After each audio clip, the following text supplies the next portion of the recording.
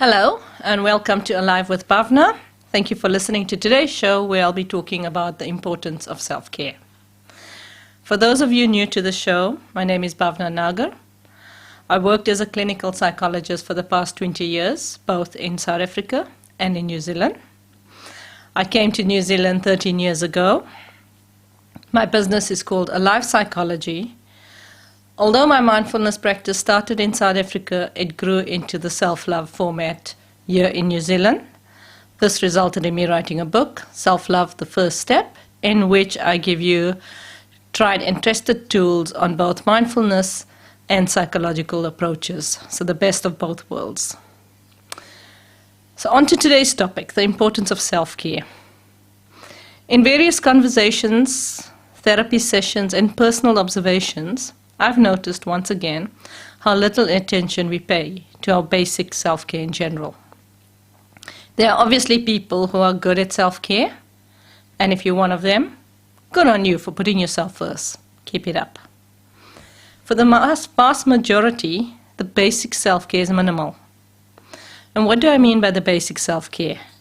I really do mean the basics. Eating, sleeping, showering, dressing, cleaning your teeth, so on. Just the bare basics. For most people, showering and getting dressed is part of their daily routine, and it's not even something they think about. It just happens. This is especially for people who have a work routine. The morning ritual is simply just that. It's not something they think about. On the weekends, when they don't have routine, these basics still happen. It's built into us. For people who are depressed, these things are harder to do. They don't shower daily, or they might wear the same clothes for the whole week. It feels too hard to even just contemplate having a shower, let alone actually doing it and changing your clothes. Eating and sleeping are the ones that I really want to focus on today, because many people, these are the basic behaviors, self-care behaviors, that has become optional or negotiable. For those that are depressed, they either eat or sleep too much or too little. Similarly, with people who are anxious, their sleeping and eating pattern varies according to the anxiety. They may feel so nauseous that they can't eat.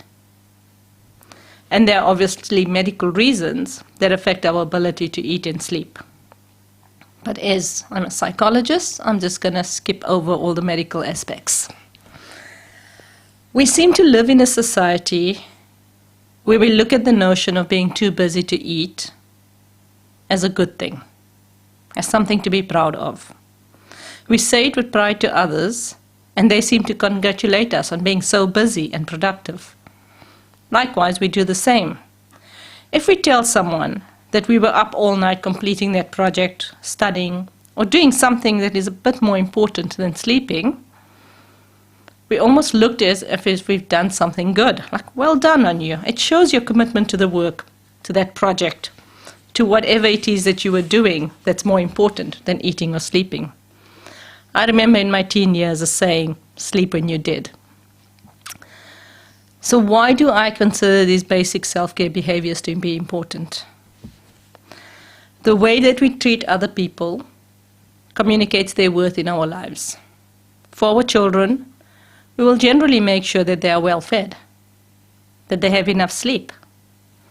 And we will make time to spend with them, taking them to their various activities, spending time playing with them, caring for them.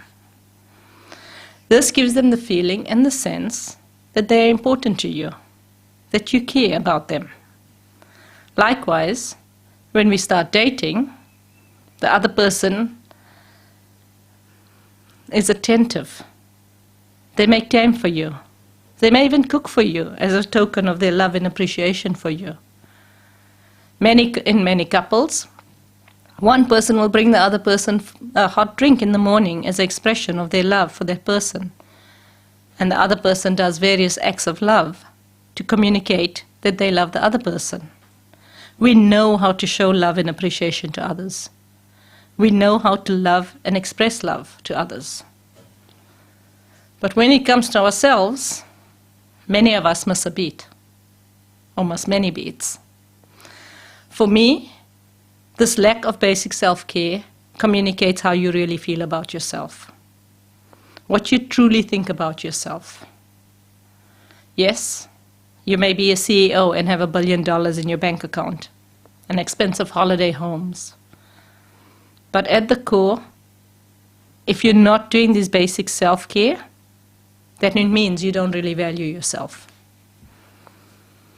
Some people tell me that they don't do the basic self-care of eating regular meals or sleeping well, but they're good with their self-care. They will ensure that they have a regular massage, and they go on a good holiday once a year where they can really unwind and relax. And that's great. A little is better than nothing. But for me, that is equivalent to being in an abusive relationship with my partner hitting me and then taking me out for expensive dinner.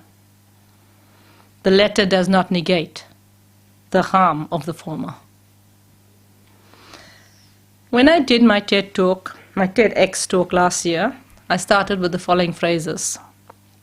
You are not good enough. You are not worthy. You do not belong. You don't matter. And you are nothing. I believe that all of us have some of these beliefs in our psyche. For some people, these messages are more deeply rooted and occupy more of the person's mind and belief system than for other people. For some people, one of these statements is stronger than all the others. These are the seeds that were planted in us through our early experiences. And later experiences have just proven them to be correct. So we kept growing an orchard of these beliefs in our mind. For some people, because of these beliefs, they've given up trying. Well, if I'm not good enough or worthy, why bother trying? I'll just live my life as if this belief is true. And by doing so, I make that belief a reality in the way I treat myself and in the way others treat me. For other people, they have done everything they can do with it to prove that these beliefs are wrong. They're waiting to be told and acknowledged that they are good enough or worthy, or wanting to hear their parents say that they're proud of them. Whether their parents are dead or alive, they're still waiting for those words, I'm proud of you. So they believe if they work hard enough, if they try hard enough, if they just keep going, one day they'll get that message. And these are generally the achievers in society, the go-getters, the people who work really hard, get this and then that degree, climb to the top of their fields, just to prove their worth, to feel worthy, to feel good enough, even if it's just for one moment. This is the person who's always first in the office in the morning and last to leave. But we can't feel worthy or good enough if at the core we are treating ourselves as if we don't matter. Every time you make work, that assignment, that email, more important than you, you are reiterating the message to yourself that you are not important. How often have you been thirsty, but did not want to get up and get yourself a drink because you were too busy? How often do you skip meals because you are too busy? Or gobble your food? Or eat your lunch at the desk on the kitchen table, just while standing there? How often do you need to go to the toilet, but just hold it a little longer? Just until I finish this email, this part, this sentence. And then, when you do go to the toilet, you try and pee as quickly as possible. Because peeing is just a waste of time. It's taking you away from important work. Would you do that to your child? Or someone who you love and respect?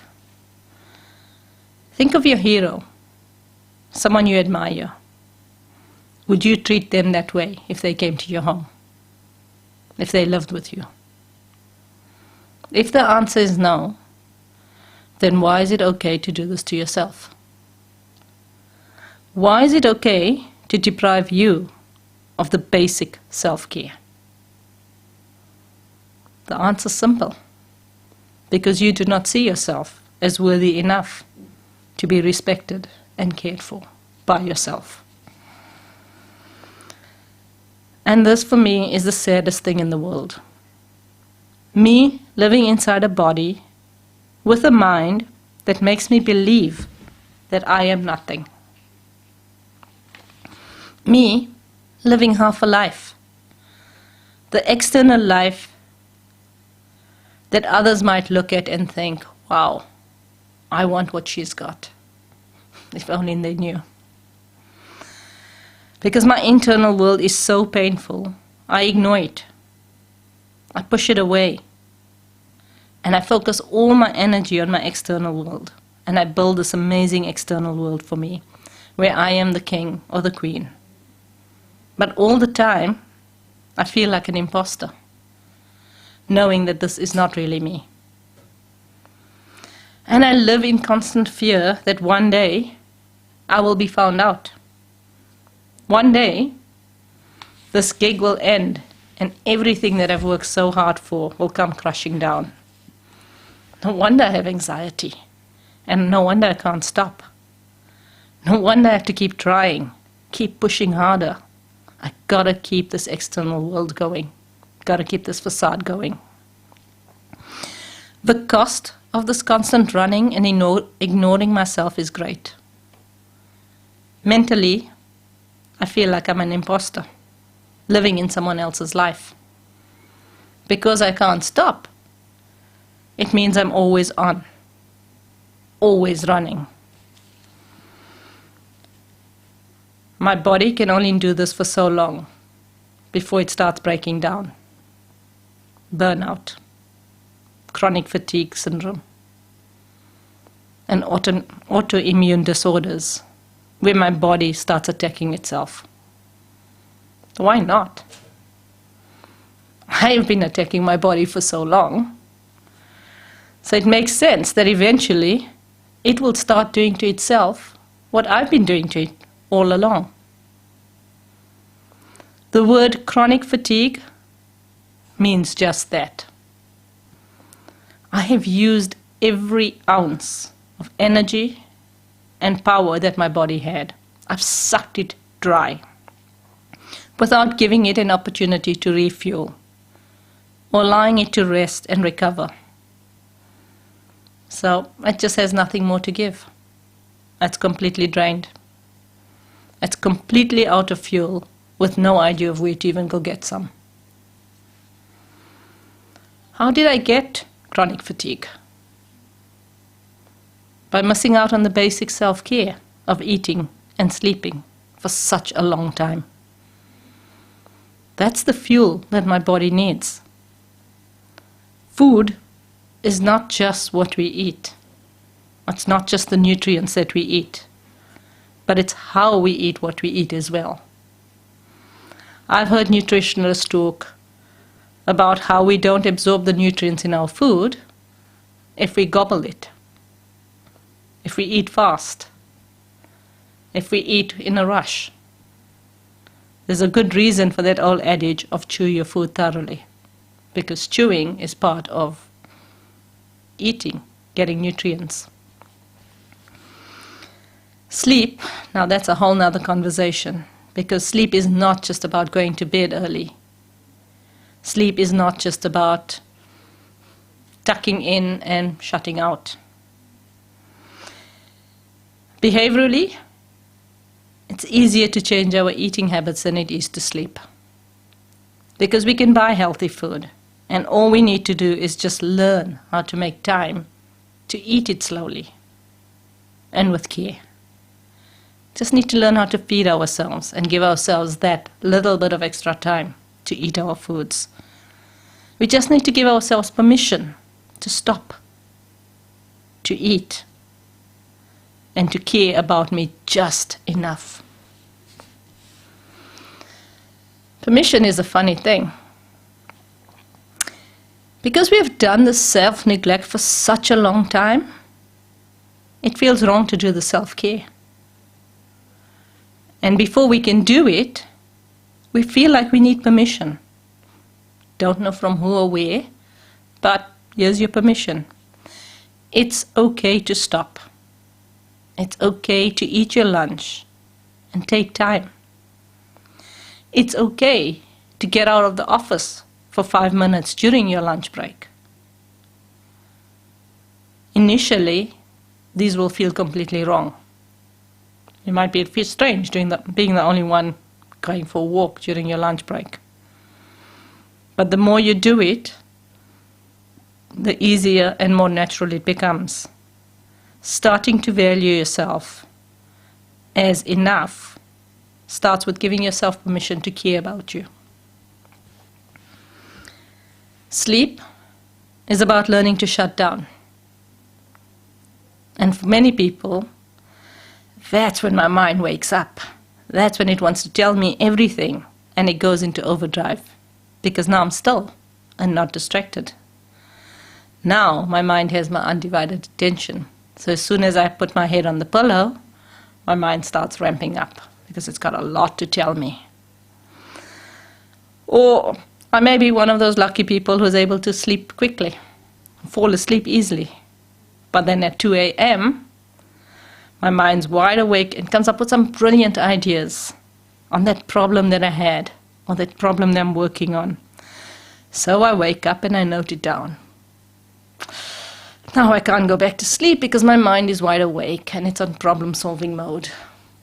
So I'm up from 2 in the morning, so I'm not getting sleep.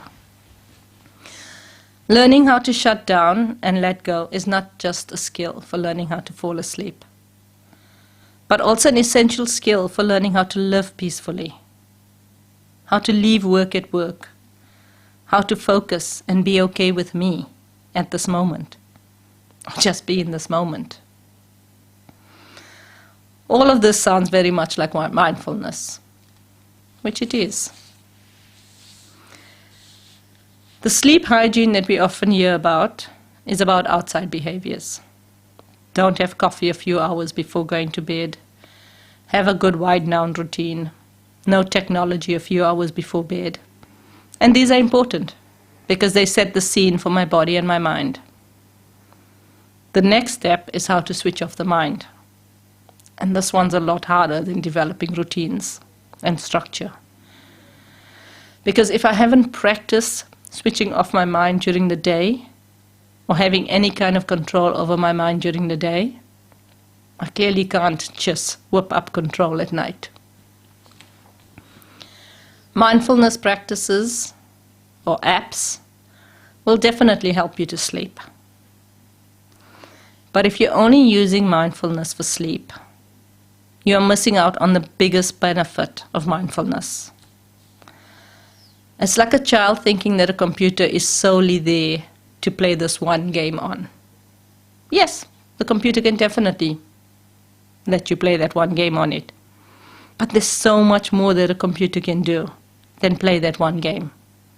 There are infinite possibilities on what you can do on the computer once you know how to use the computer fully.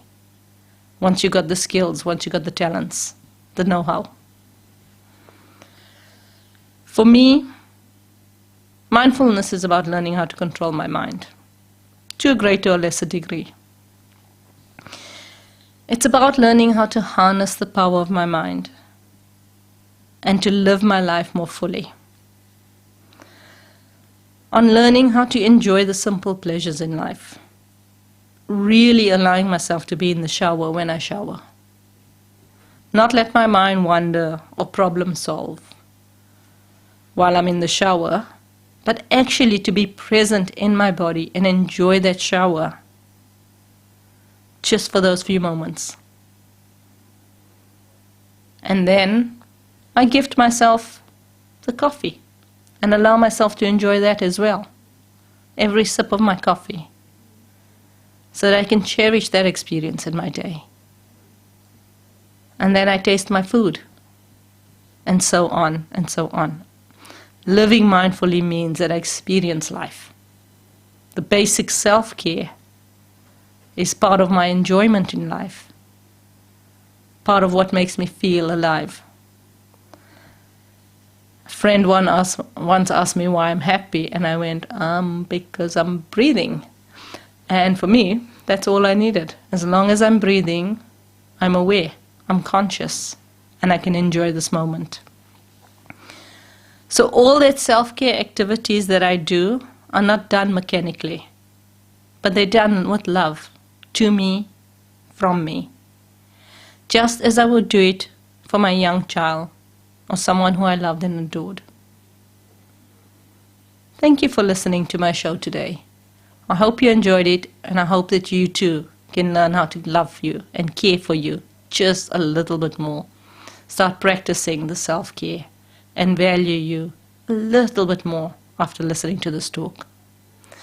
If you want to contact me, all my contact details are available on my website, which is alivepsych.co.nz. I also have a Facebook page, Alive Psychology. My TEDx talk, if you want to listen to it, is also on my website, which is alivepsych.co.nz. And my next retreat is Embodied Mindfulness and Self-Love. It's a woman's only retreat, and it's from the 19th to the 23rd of March 2022 in the Coromandel. All details are on my website. Thank you, and look after yourself.